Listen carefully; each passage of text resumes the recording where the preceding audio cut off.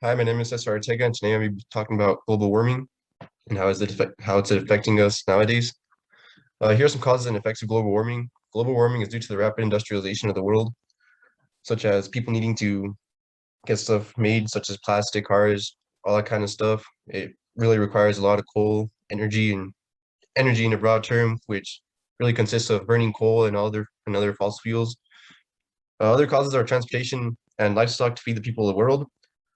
We need to transport a lot of stuff, such as when you need a package that requires a lot of fossil fuels. It needs to be made first of all, and then transported maybe in a jet plane, cargo, like a big old huge boat, or even semi trucks that burn a lot of diesel. Some effects of this is the degradation of the air quality and soil that we live on. Air quality has to do with emissions, and when we burn coal and other fossil fuels, we don't capture all the gases that are put out. And as for the soil, we need to feed the people, and when crops have to be grown, such as corn, well, that degrades the soil because we're constantly planting corn and corn and corn, depleting the minerals and nutrients in the soil.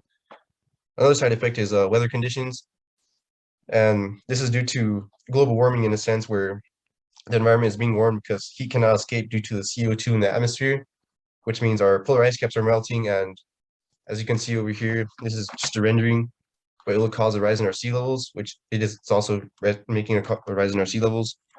You can see soil degradation right here, where barely nothing is growing and the soil is not nutrient rich. And here's a picture of what the sunset looks. It's not supposed to look like that. That is due to the CO2 in our environment, which captures all the blue light, making it seem red. Impact of fossil fuels. Coal started being used in the early 1800s for people to heat their homes. It has much bigger energy density than wood. It also started being used in the 1760s to 1840 in the Industrial Revolution to make a better quality of life at the moment for our people. A big part of coal is it's a big CO2 emitter and it harms the environment by trapping heat inside the earth and doesn't let it be released. That's a big deal about it because that's what causes our polar ice caps to be melted.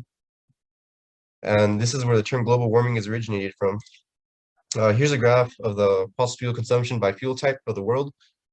As you can see, we're constantly using more and more oil, coal, and gas in the world.